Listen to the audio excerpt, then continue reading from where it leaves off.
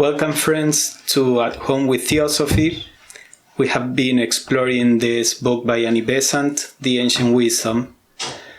Today we are continuing to explore the Astral Plane. That's what we have begun last week. We have seen some of the characteristics of the astral matter, some of the different elemental kingdoms that are there, or actually one of the elemental kingdoms, the different types of elementals that are there on the astral plane, and a little about the astral bodies of mineral, vegetables, and animals. So today we are going to explore in detail the astral bodies of human beings. So Annie Besant proposes to compare three different kinds of astral bodies along the evolutionary path. She says we must now turn to the consideration of the human astral body during the period of existence in this world. We will take the astral body of an undeveloped person, an average person, and a spiritually developed person. So we will see how in the course of evolution the astral body changes. First, we are going to see the undeveloped person. She says that the astral body is larger than the physical, extending rounded in all directions 10 to 12 inches in the case we are considering. As evolution goes on, the astral body gets a little larger, but not much larger than that. At this point, it is a cloudy, loosely organized, vaguely outlined mass of astral spirit matter. Remember that when she talks about matter, all matter is a manifestation of this, the spirit, meaning the ultimate reality. So there is no matter without spirit, there is no spirit without matter, unless we go to the absolute that is beyond both. So she says that it's a cloudy, loosely organized, and vaguely outlined mass of astral matter or spirit matter, containing materials, both the astral matter, meaning the atoms of astral matter, and the elemental essence. Remember that we saw that the elemental kingdoms are a kind of life that whose body, so to say, is the astral matter. So our astral bodies have both matter and also this kind of life, elemental life. This is not too different from what happens in our physical body. We have physical matter, but our body is also made of living entities, which are the cells and all the microorganisms that are in our body.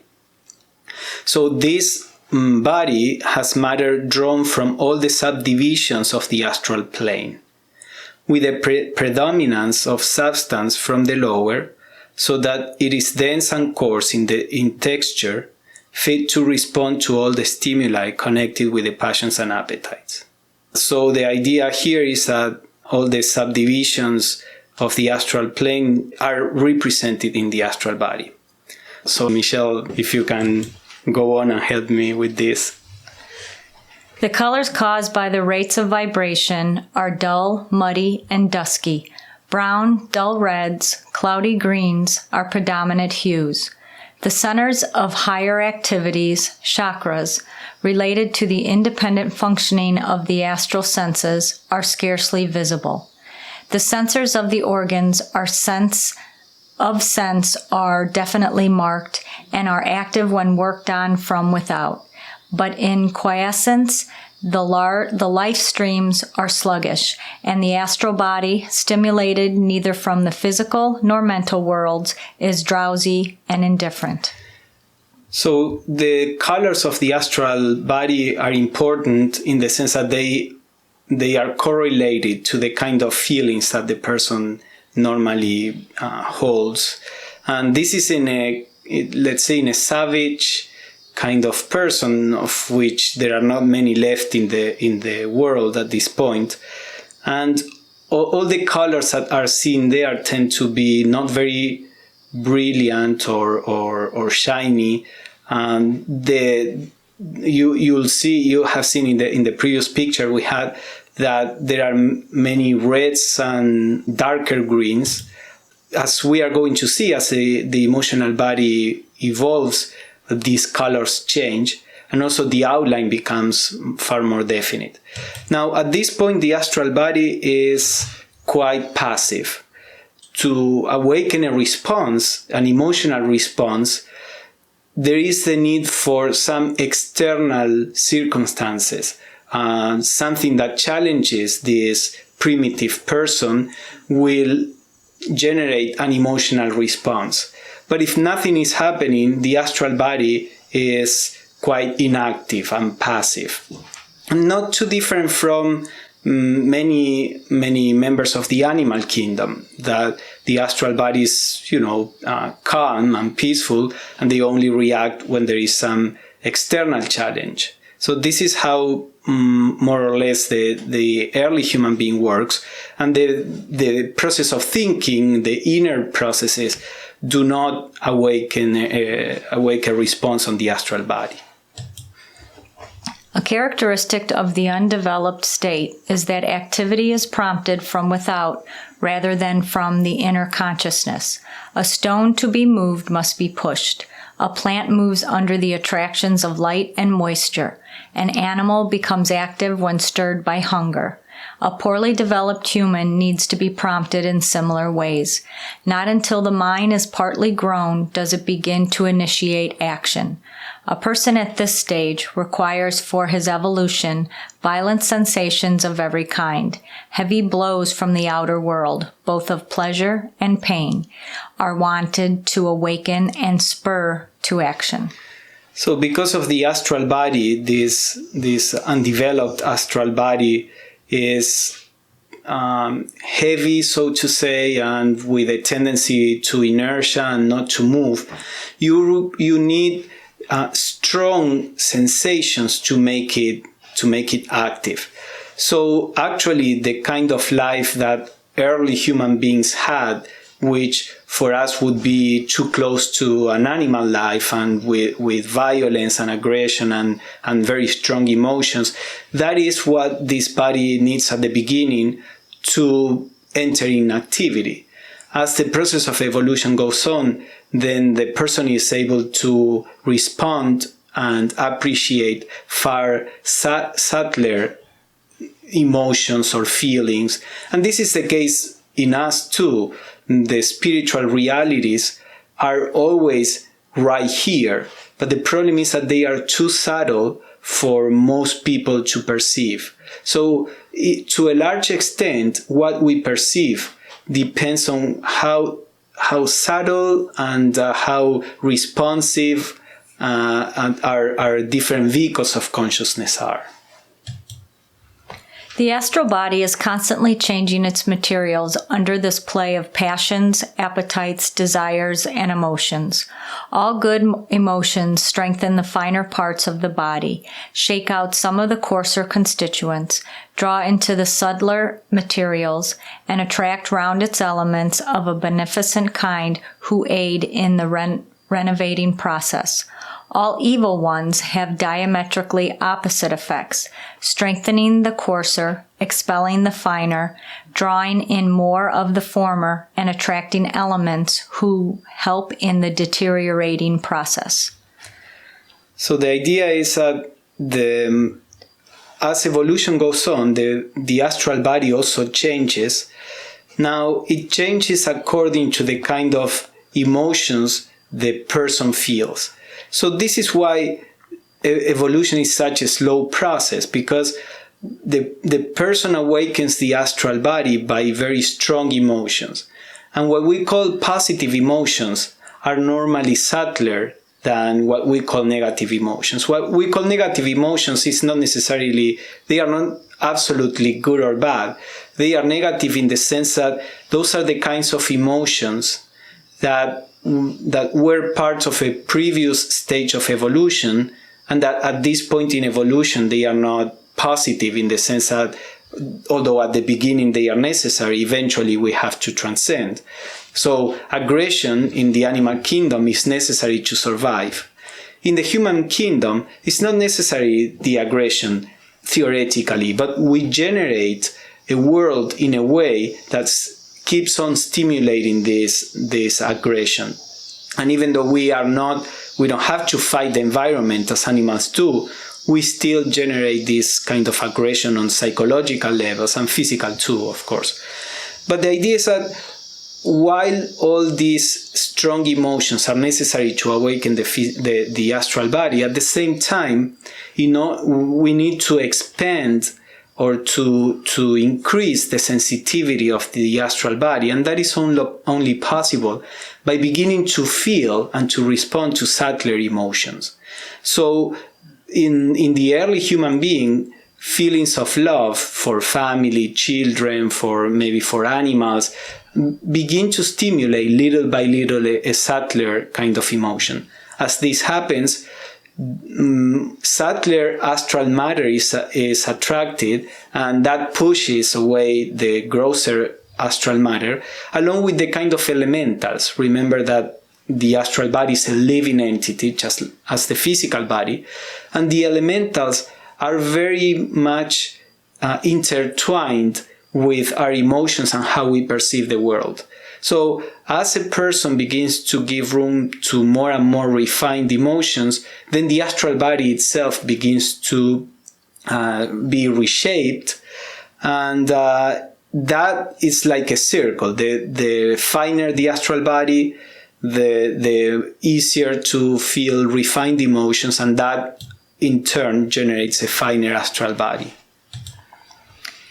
In sleep, the astral body, enveloping the consciousness, slips out of the physical vehicle. At this stage, however, the consciousness is not awake in the astral body, lacking the strong contacts that spur it while in the physical frame, and only things that affect the astral body may be elements of the coarser kinds, that may set up therein vibrations which are reflected to the etheric and dense brains, and induce dreams of biological pleasures. The astral body floats just over the physical, held by its strong attraction, and cannot go far away from it. So we've seen this in our previous At Home with Theosophy. When the person goes to sleep, consciousness retires to the astral plane. Now, in an undeveloped astral body, consciousness is within the astral body, unconscious, just as asleep as it is on the physical body, because that astral body doesn't have the ability to respond to the astral energy, let's say, which is too refined. It needs the physical to be a mediator to generate the astral activity. Remember, we said that at this point, the astral body itself is negative in the sense of passive, and the physical is the positive, is the active vehicle. So while on the astral plane, there are different elementals that are attracted to the astral body and may generate some kind of activity, which is translated by the brain as a dream. And at this point in evolution, the only dreams that are there are the ones related to very physical or biological pleasures, because we are still in the presence of a human being that is not too far from the animal kingdom of experience. The heavy impacts of terrestrial objects are transmitted to the conscious entity, and in turn, the vibrations set up by his thoughts pass along the same bridge to the physical brain. By this constant passage of vibrations, the astral body is chiefly developed. By this, it becomes larger, finer in texture, more definitely outlined, and more organized interiorly. So the way a physical sensation reaches our consciousness, our mental consciousness, is by means first of the physical body. So some stimuli comes through our physical body, and our touch sense or our eyes or whatever sense. And then it goes to the brain. The brain sets up is a kind of vibration that is passed on to the astral body, and the astral body passes the vibration to the mental consciousness. The same is when things come from consciousness, the same kind of path is followed. So the mental consciousness generates a vibration on the astral body, and the astral body generates a vibration, a response on the physical body. Now, this happens, for example, if you think of an ice cream, and then that produces the desire to eat an ice cream, and then that generates or makes your body move and go and get the ice cream. So you have there the opposite pathway, the one that comes from the inside. Now, this begins to be more and more common as evolution goes on. And this coming back and forth of these vibrations forces the astral body to become more and more organized in order to be able to pass all these vibrations. So that is how nature generates or develops the astral body. The average person. In the average moral and intellectual human, the astral body shows an immense advance on the undeveloped. It is larger in size, its materials are more balanced in quality, the presence of the rarer kinds giving a certain luminous quality to the whole, while the expression of the higher emotions sends playing through it beautiful ripples of color. So remember, the other one was mainly red and green. It wasn't very well defined. In this astral body, you see that there are far less red. There are also higher colors like the pink and yellow and bluish. These all respond to higher emotions like love, devotion, things like that. And all the colors themselves are brighter. They are not so muddy as in the other case. Also, it is quite well defined, the shape, and it tends to be a little larger. And of course, far more active. Its outline is clear and definite instead of vague and shifting, as in the former case, and it assumes the likeness of its owner. While retaining great plasticity, it yet has a normal form. It's obviously becoming a vehicle for the inner self with good definite organization and stability, a body fit and ready to function, and able to maintain itself apart from the physical. When Annie Besant talks there about that the astral body assumes the likeness of its owner, is because on the astral plane you can see the astral body is like a double of the physical body. If you see a person on the astral plane, when the body is asleep, for example, and the person, if that person is awakened on the astral plane, maybe somewhere else, if you meet the person, that astral body resembles the kind of appearance that the physical body has. And that of course is just out of memory and it's a habit of consciousness to identify itself with that shape and can be changed if necessary, but there is like a tendency to come back to that particular shape. So little by little this body becomes a vehicle of consciousness in itself. In the previous example, it wasn't a vehicle of consciousness. When consciousness was there, it fell unconscious because it couldn't sustain the activity of consciousness. Now it becomes to be more and more able to do that. Its activity is constant, and hence it is in perpetual vibration, showing endless varieties of changing hues. Also the wheels, chakras, are clearly visible, though not yet functioning. It responds quickly to all the contacts coming to it through the physical body, and is stirred by the influences from within. Memory and imagination stimulates it to action, causing it to become the prompter of the body to activity instead of only being moved by it. So the astral chakras are the real senses of the astral body. We don't see through the physical eyes or the astral eyes. There are in the astral body some eyes that resemble the physical, but that is not how the astral body perceives. The astral body actually perceives through the whole surface, and that is mediated by the astral chakras. The chakras that most books write about are not these astral chakras, they are the etheric chakras, which are on the physical body. And when the two sets of chakras are active and they connect with each other, then you have clairvoyance and some other psychic perceptions. So at this point, the chakras are already developed, which was not the case in the undeveloped astral body, but they are not yet functioning. That comes in a more advanced stage than the average of humanity right now. But the astral body as a whole is far more active and responds to inner promptings, not only from the outer. In sleep, this well-developed astral body is by no means held captive near the body. It roams about in the astral world, drifted hither and thither by the astral currents. The consciousness within, not yet able to direct its movements, is awake, engaged in the enjoyment of its own mental images and activities. Being also able to receive impressions through its astral covering, a man may gain knowledge when out of the body, which is either impressed on the brain as a vivid dream or vision, or without the link of memory, filtered through into the brain consciousness.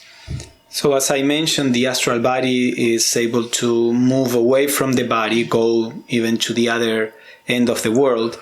Now, during this part of evolution, most people cannot consciously direct the astral body. The astral body kind of mechanically goes or is attracted to people, to scenes, to places that are in tune with the general vibration of that body during the daily life. However, some communication comes from the astral plane around. This communication is still not completely aware, but the person is like in a dreamy kind of state, but it is aware in this dreamy state, in the sense that there is some information that can come through consciousness, and then that information can be transferred to the body, as Annie Besant says there, sometimes as a vivid dream, or sometimes it's a kind of information that comes unconsciously to us.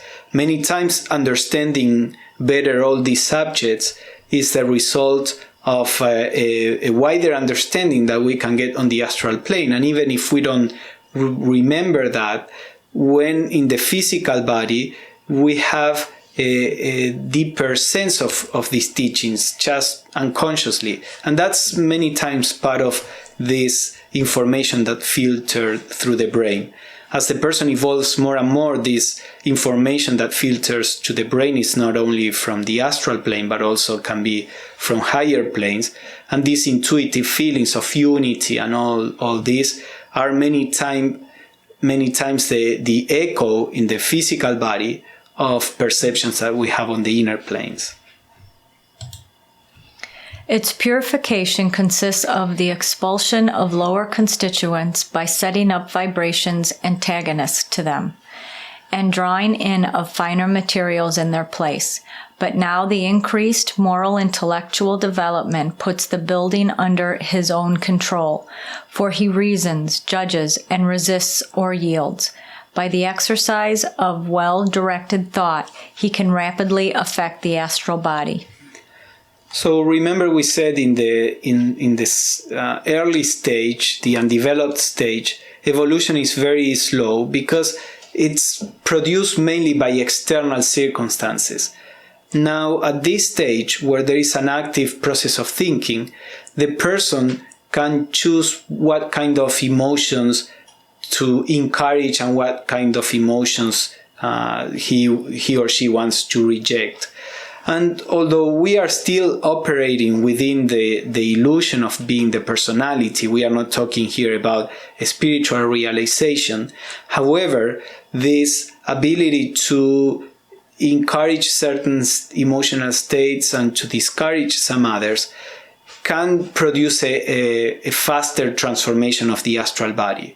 As the astral body and the higher bodies too, as we are going to see, they become more refined, then it's far easier to perceive and retain the deeper aspects of life. All these things that we talk frequently about, unity, about, our real self.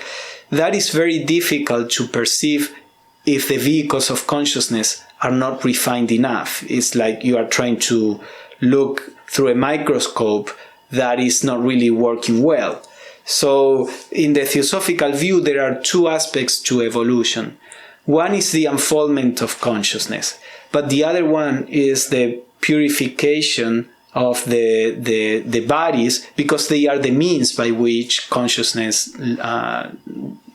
interacts with the world and perceives. Okay, Ed has a comment, and I believe that's faster, thousands of years instead of hundreds of thousands. Yes, that's what I mean by faster, and probably you are being too generous with only thousands. Trained thus to respond to consciousness, it gradually becomes fit to function as its separate vehicle and to transmit to it clearly the vibrations received directly from the astral world. Most readers will have had some little experience of impressions coming into consciousness from without that do not arise from any physical impact. These are frequently impressions that reach the astral body directly and are transmitted by it to the consciousness, often the nature of previsions, which very quickly prove themselves to be true. So there are actually many kinds of astral perceptions that we have, even if they do not come in a very self-conscious way or self-aware way. But when we go to a place, many times we feel the peace of the place or the sadness of the place. All these things are obviously not physical. It's not that you are seeing the sadness. Some places look perfectly fine, and yet they have a feeling of sadness. So the feeling that you may have sometimes when dealing with people or places, those are perceptions that come directly through the astral body. Or what Annie Besant says here, what sometimes is called intuition, which is not really, at least not in the way that we use the word intuition in Theosophy, but this feeling that something will happen, many times that is an astral perception, because on the chain of causation comes always from the inner planes. So something that happens on the physical plane already happened on the astral plane, so to say. So we may perceive these things emotionally first before they happen. So these are all little examples of perceptions that come directly through the astral body. But before that can happen, the astral body has to be developed to some extent so that it can actually be the medium of a perception, a subtler perception.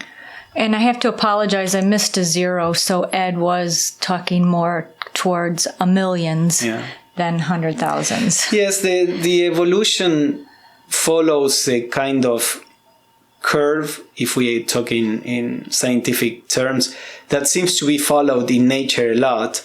And, at the beginning it's very slow, but then as you go more and more towards the end of evolution, it increases very rapidly. So by the last stages of evolution, the person grows in a single lifetime what it would take probably, 100 of lifetimes in a different stage. So, it's not a linear development. The spiritually developed person.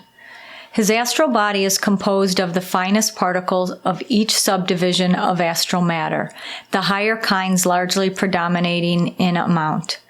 The absence of gross particles in his astral body renders it incapable of responding to the promptings of lower objects of desire, and they turn away from him as beyond their attraction. The whole body vibrates only in answer to the higher emotions. His love has grown into devotion. His energy is curbed by patience. So remember we said on the astral plane there are these 7 different states of astral matter. The lower aspects of astral matter, which are slower, denser, this is the kind of matter that responds to what we call negative emotions. The aspects or the matter that is far subtler and quick and more lighter kind of matter is the one that can respond to higher emotions. So as the astral body of a person evolves along with consciousness, it begins to have less and less of the grosser matter and more of the refined kind. So some kind of pleasures are not part of the consciousness of this kind of a person, just because there is 2 aspects again here. There are 2 aspects. One, the evolution of consciousness. That consciousness is not attracted to certain objects anymore because of the understanding that these objects are impermanent and they are not really, desirable. But also the astral body doesn't have matter to respond to it. So this person is not attracted to those pleasures anymore. And then the astral body of a spiritually developed person, it's built to respond to higher emotions, love, devotion, etc. It is a beautiful object in luminosity and colors not known on earth, showing themselves under the impulses thrown into it by the purified mind. The wheels of fire in whirling motion denote the activity of the higher senses. Such a body is, in the full sense of the words, a vehicle of consciousness. For in the course of evolution, it has been vivified in every organ and brought under the complete control of its owner. So if you see that image, there are no reds anymore. The lower color that you can see there is green, and it's a brighter kind of green. Then you have the pinkish color which responds to compassion and love. Then the devotion of the blue, for example, the intellectual pleasures and attraction, that is the yellow. So you see that the body is far more refined. And it is at this point a vehicle of consciousness by which the person can use as well as he or she uses the physical body. When in it he leaves the physical body, there is no break in consciousness. It answers to his will, reflects and obeys his thought. He can move anywhere within the astral sphere with immense rapidity. His opportunities for serving humanity are thus enormously increased, and his powers are directed by his virtue and his beneficence. So here there is an important change in the person, and is this continuity of consciousness. When consciousness goes from the physical to the astral, for example, when going to sleep, there is no break of consciousness, although for a long time there is a little break in the sense of when passing through the highest subplane of the physical plane, many times there is a little break there. But then the person awakens on the astral plane and is completely conscious of it and remembers his physical life and is aware on the astral plane. That the person may remember that or not depends on a different aspect of the growth, as Annie Besant is going to mention. And this astral body, of course, as I said, allows the person to be as active on the and conscious on the astral plane as we are on the physical plane. So normally a person that is on the physical plane and tries to spend some of his or her time doing things that are good for others too, just as we do, in here by being members of the society, by trying to help out in different ways that we can other people. We do the same on the astral plane. We tend to see how we can help there because that's the way we are. So we are the same on the physical plane as we are on the astral plane. Okay, and Ed asks, are these the adepts?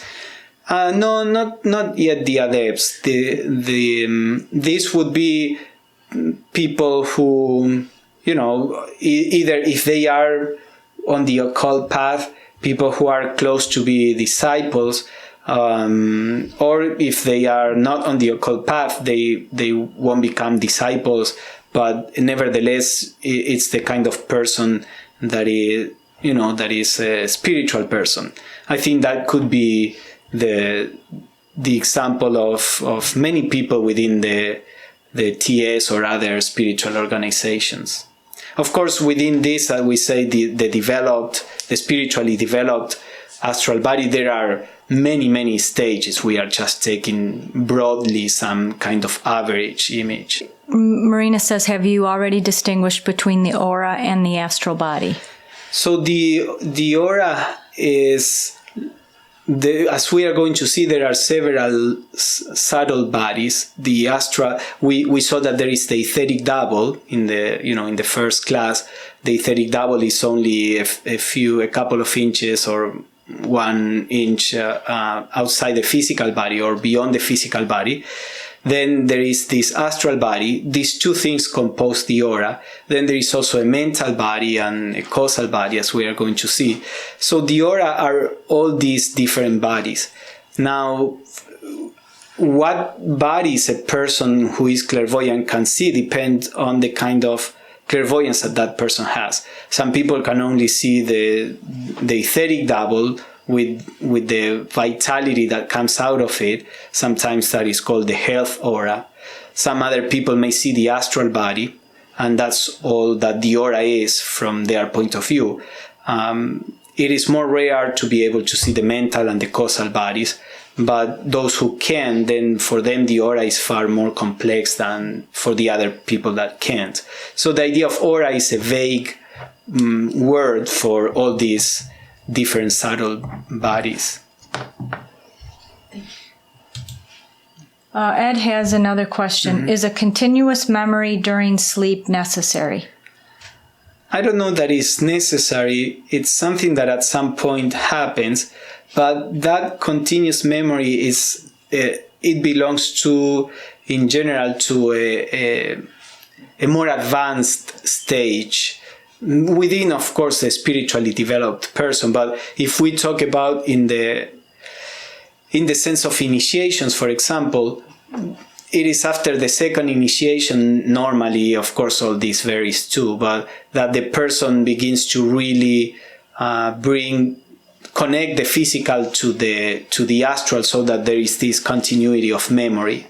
Of course, there are things that can be done so that a person attains this continuity earlier, which is not necessarily better, because there are we already feel overwhelmed by everything we all the stimuli that come through our daily life. So to bring up the memory of another world may be too much for some people.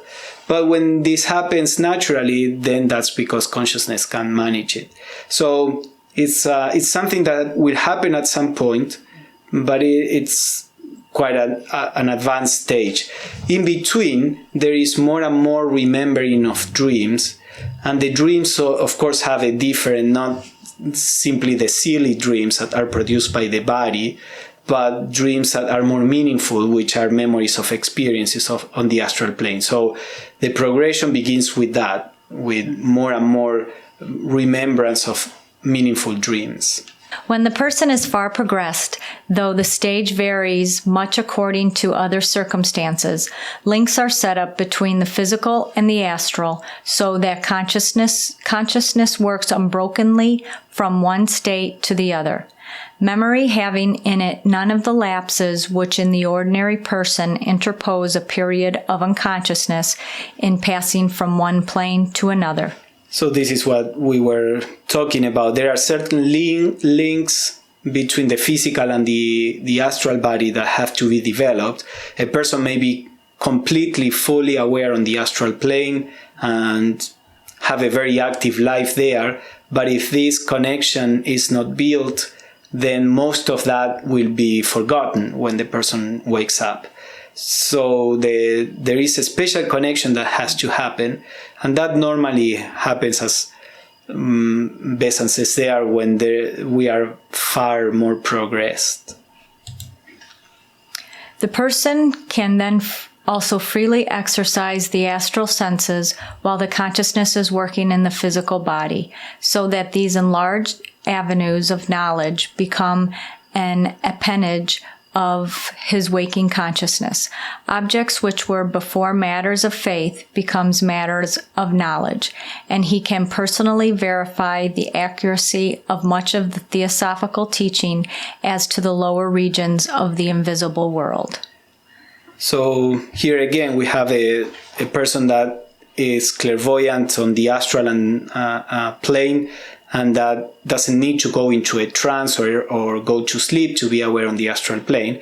Again, as Annie Besant said before, there are factors that may bring this more rapidly. There are techniques by which we can stimulate this kind of blending of the astral and the physical consciousness. And in that case, it doesn't mean that the person is really evolved. It just means that that person artificially developed something that normally comes later on in the process of evolution.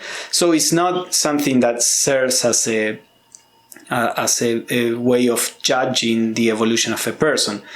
But if it happens naturally, it does happen more towards, more advanced stages.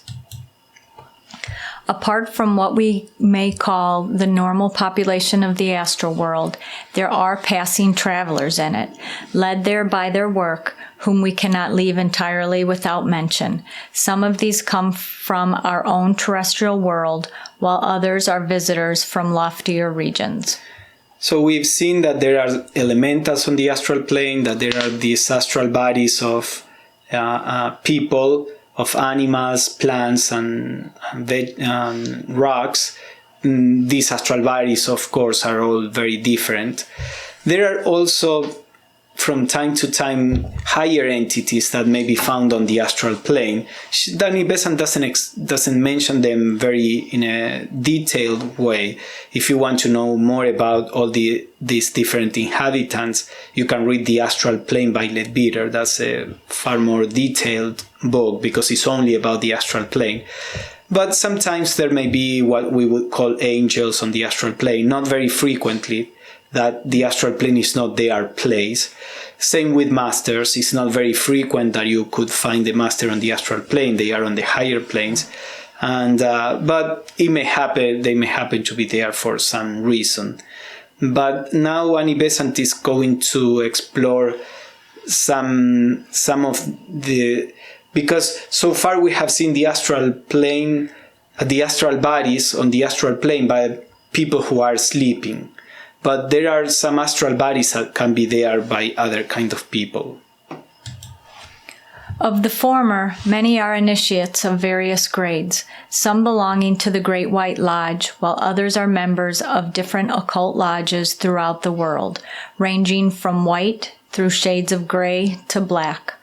All of these humans living in physical bodies who have learned to leave the physical encasement at will and to function in full consciousness in the astral body. They are of all grades of knowledge and virtue, beneficent and maleficent, strong and weak, gentle and ferocious. So a century ago, only people who belong to some occult group could learn how to do some kind of astral projection. Today, all those teachings have been made quite public for good or ill. So there are many people who learn to project their consciousness on the astral body to the astral plane. Again, the experiences of these people are very varied. Some have very frightening experiences, some others have interesting experiences. In the Theosophical view, to do that, as I've been saying before, time may not be really positive. But there are, if you see on the astral plane, you can see people whose bodies are asleep and people who are in a kind of astral projection. And as Annie Besant says there, this is just a technique that one can learn and with some development that one has to force. So people can be on this astral projection that are very spiritual people, or the opposite, or just normal people that are interested in astral projections. So this is a different kind of instance that you can find there. And if you are really experienced on the astral plane, you can differentiate whether the astral bodies of a person that is alive or dead, asleep or awakened. There are also many younger aspirants, still uninitiated, who are learning to use the astral vehicle and who are employed in works of benevolence or malevolence according to the path they are seeking to tread. After these, we have psychics of varying degrees of development, some fairly alert, others dreamy and confused, wandering about while their physical bodies are asleep or entranced. So there are different techniques to generate a trance that sometimes are confused with what in yoga are called samadhis. There are different ways in which you can produce this kind of trance while in meditation, or of course while you are asleep. The consciousness is naturally on the astral body. But many times some people would say, I was meditating, following this technique, and then when I came back to my senses, it was an hour had passed and I don't know what happened. And what happens is that many times the person is there on the astral plane. As Annie Besant says, he or she may be fairly alert or dreamy and confused, because all that happens when we produce this kind of trance is that we push consciousness to the astral body. Just as the same thing that happens when we go to sleep, but in that case happens naturally. So sometimes people give a great value to these trances. From the Theosophical point of view, they are not necessarily valuable. The spiritual path is about enlarging our field of awareness, not losing the awareness. So when this happens, you lose the awareness on the physical plane, you are pushed to the astral, then you come back to the physical, and there is not much gained. You cannot really remember what happened on the astral. So it is always recommended in the Theosophical approach to maintain awareness, to do meditations and all this, but always keeping a clear and aware mind. Occasionally is seen on this plane a disciple who has passed through death and is awaiting an almost immediate reincarnation under the direction of his master. He is, of course, in the enjoyment of full consciousness and is working like other disciples who have merely slipped off their bodies in sleep. When a normal person dies, there is a transformation that happens to the astral body, and that person goes or falls into certain post-mortem processes by which he has to go through. He has no freedom to do anything else but going through these processes. In the case of disciples, they may be helped to skip this process, this post-mortem process, so that he can reincarnate immediately to go on with the training and the work for the master. This is something that a disciple is not able to do it by himself. He needs help. A master, of course, is free from going through these automatic processes after death. This is what in Hinduism is called the wheel of rebirth, because it's a wheel that we have no power to stop. We are thrown into the physical plane. When we die, we go to the astral plane, and there are a series of experiences there that we can do nothing about. Then we go to a higher plane, then we come back to the physical. That is the wheel. But when a person is approaching the final stages of evolution, that wheel can be broken, first with aid and finally by one's own realization. So now we are going to see a little this aspect of what happens after death. Not very detailed. We already had an At Home with Theosophy about life after death, but because we will see what happens on the astral plane when a person dies, and this is called the astral plane as it is experienced by a dead person is called Kamaloka.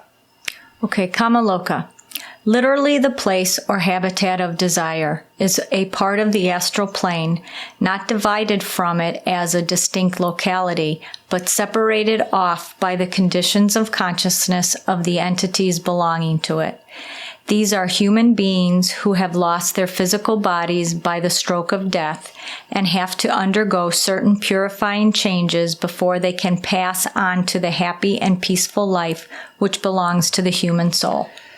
So when a person is on the astral plane, because the body is asleep, for example, that person is related to if the person is awakened on the astral plane and the astral body is developed enough, that person can relate to the astral plane as we do to the physical plane.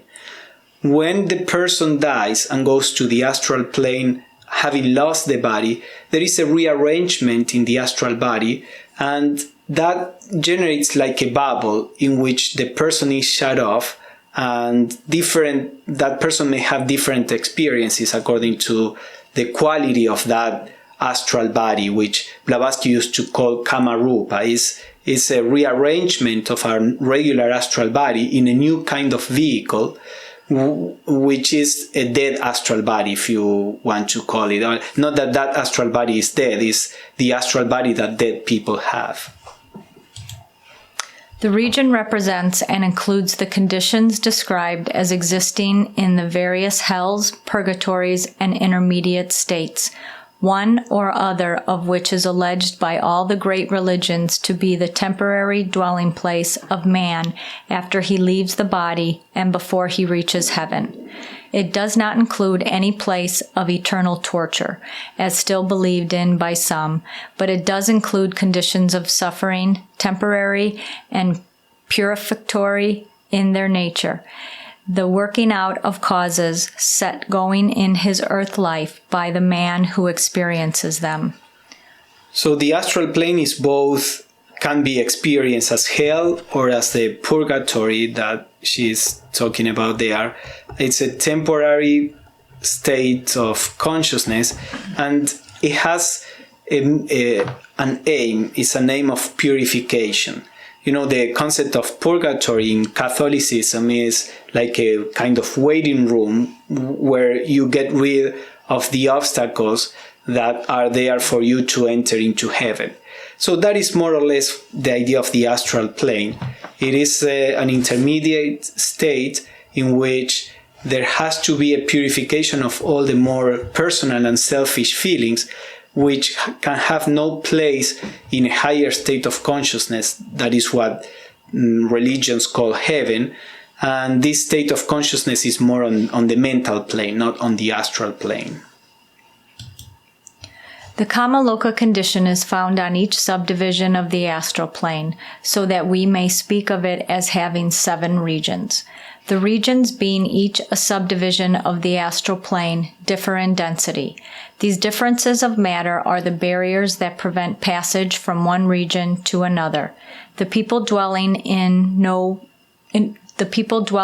one can no more come into touch with people dwelling in another than a deep-sea fish can hold a conversation with an eagle. So we said there are 7 subplanes on the astral plane. Each of these subplanes are a kind of hell or purgatory, different from the rest. So the lowest subplane of the astral plane is said to be the region of only very bad, aggressive, dense emotions, and most people are not aware on such a lower place because their astral body have no matter that can respond to that. But those few people in the world that had those kind of emotions and that nourish that kind of emotions, when they die, they find themselves in this lowest region of the astral plane, feeling the only emotions that are possible there, which are negative emotions and producing suffering to consciousness. Eventually, the astral matter that can respond to those states wears off, and it is let go of, and that person passes on to the next subplane, which is less negative state. The higher subplanes of the astral plane are not so bad, and they are more related to what we understand as purgatory, or what Catholics understand as purgatory. A spiritually advanced person who has so purified his astral body that its constituents are drawn only from the finest grade of each division of astral matter merely passes through Kamaloka without delay, the astral body disintegrating with extreme swiftness. A less developed one, whose life has been pure and temperate and who has sat loosely on the things of the earth, will wing a less rapid flight through Kamaloka, but will dream peacefully, unconscious of his surroundings, as his mental body disentangles itself from the astral, to awaken only when he reaches the heavenly places. So there is no purgatory, so to say, for the spiritual person, because the astral body simply dissolves after death, just as the physical body did. So that person goes quite fast through the astral plane and awakens on the next stage in the post-mortem process. That is what religions call heaven. The person that is not so spiritual, but yet it wasn't really attached to the physical plane, it takes a little longer to go through the astral plane through Kamaloka, but that person is not really aware of Kamaloka. It's like in a state of, as Annie Besant says, they are a peaceful dream, and awakens to full consciousness in this state of heaven. So in these two cases, the Kamaloka is spent in a state of unconsciousness. There is, for all purposes, for that consciousness, there is no Kamaloka. And this heavenly place is in Theosophy Devachan? Yeah, it's what is called Devachan. I don't want to introduce a new concept right now, but sorry. Others less developed still will awaken, becoming conscious in the division which is connected with the active working of the consciousness during the earth life, for this will be aroused on receiving familiar impacts. Those who have lived in the animal passions will awake in their appropriate region, each man literally going to his own place. So as I said, most people would go through the first and second lower subplanes, for example, completely unconscious of it, because they don't have enough matter and enough interest in their consciousness for those kind of emotions. And then they would wake up, let's say, on the third, fourth, fifth, or on whatever subplane that corresponds to the kind of emotions that they and the interest that they held while they were alive. So the way we live determines how we experience the post-mortem life, because the experience of the post-mortem life is as subjective as the physical is. You know, in the physical world, there are spiritual people that perceive the world in a completely different way than non-spiritual people, just to say something quick, some kind of categorization. On the astral plane, the same happens. How the astral plane is experienced after death depends on the kind of interest and the maturity of consciousness that was generated during life. This is why Plato, or Socrates through Plato, said that the aim of a philosopher is to learn how to die, in the sense of to live in the right way so that death can be experienced in the best possible way. Now, these people who are awakened on the higher subplanes of the astral plane, it's not something with active suffering. They many times do similar things to what they were doing on the physical life, but on the astral plane. But it's suffering in the sense of they are delaying their possibility from going into what religions call heaven, this devachan in Theosophy, which is a state of bliss. So it is to be retained on the astral plane is like, to be retained or prevented from going on vacations, and then you have to hang out there until you can go on vacations when you could go right away, so to say. So this is, I don't want to go too much into this subject. Actually, Annie Besant devotes a whole chapter to Kamaloka. As I said, we already explored this in a previous At Home with Theosophy. But the idea here was to talk about, to complete the view of what the astral plane is. So is there any question or comments that anybody wants to make regarding what we have been discussing? The astral plane is too low for interest. Yes, we hope so. Unfortunately, many things that pass by as spirituality is just experience on the astral plane. In the Theosophical view, as you can see in the chart that we have there, the astral plane is just barely above the physical, in the sense that it's still a low plane, a lower kind of plane.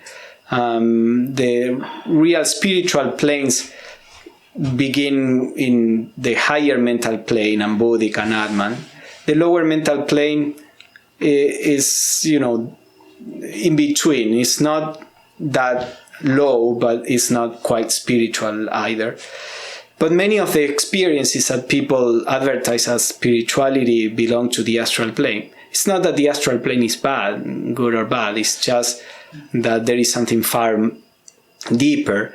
And actually, all of the psychic senses belong to the astral plane, and some to the lower mental.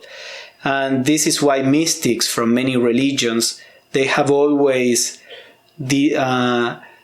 warned about getting distracted with psychic experiences, because they recognize that the astral plane is still a low plane. If you are mystic, if you are trying to get to the ultimate reality, to God, to your true nature, then the fascination with psychic powers, visions, activities may distract you from your true aim. So this is why in Christianity they would say that developing psychic powers was something that Satan would put in your way to lead you astray, for example. That's not how I would interpret it. And the development of psychic senses at some point is natural, but it is important to keep in mind that this is still not the spiritual planes that we may be looking for. I'm just wondering what happens at the seances. This is a good example of... Yeah, here Diane is asking about the seances. And yeah, those are usually activities that are done on the physical plane to communicate with the entities that are on the astral plane. So again, in the Theosophical view, the idea is to learn to raise consciousness rather than trying to open up our mind here on the physical plane for entities that are on the astral. Do you want to speak about emotions and the purposes they serve, as well as what we have to let go of, I guess, through the experiencing? Marina is asking here if I could talk a little about emotions, and that is, of course, a whole subject in itself. But as Annie Besant briefly mentioned, the kind of emotions we have will shape the astral body. I always say what we eat generates our physical body. Actually, in Hinduism, the physical body is called the food body because it's made out of food. Basically, if you think our physical body is, a rearrangement of the food that we eat. So according to the kind of food and, the degree or the amount is what kind of physical body we have. The eating on the astral plane would be what kind of emotions we feel. So again, we can have a healthy astral body or an unhealthy astral body. And there are cases in which consciousness is quite awakened, but if the astral body is not subtle enough, it becomes a hindrance for consciousness. So, and there may be other cases where the astral body is great and consciousness is still quite dormant. So the two things tend to go more or less hand in hand, but not so much, not necessarily. So the idea is that in our daily life we should try to stimulate the positive emotions and the negative emotions leave behind, as any religion said. Now we see a more occult reason for this. Now, how we deal with the emotions is a whole subject in itself. At the beginning, our only option is to fight against the wrong emotions or the negative emotions and try to encourage the positive emotions. As we grow in the spiritual path, there are deeper ways to deal with the emotions through, awareness and different aspects. We can develop those higher emotions right here on the physical plane, but to understand what are the higher emotions, and sometimes that's not easy. Yeah, here Diane is saying that we can develop the higher emotions from the physical plane. Yes, I mean, it's not that we develop the higher emotions from a certain point of view. The higher emotions are an expression of what we really are. Love, compassion, peace, harmony. All these are expressions of our consciousness. The problem is that if our astral body is built in a way where there is no matter to respond to this, then those emotions stay locked in our consciousness. They cannot be expressed. So the effort to give room to these emotions on the physical plane is not really creating the emotions. Is trying to prevent the other astral activity from occupying the whole of our field of consciousness. So you give room to the higher emotions, and those emotions that are part of our intrinsic nature will find more and more opportunity to express themselves through the astral body. And as they do, they attract the appropriate matter, and then it becomes easier and easier to express those emotions.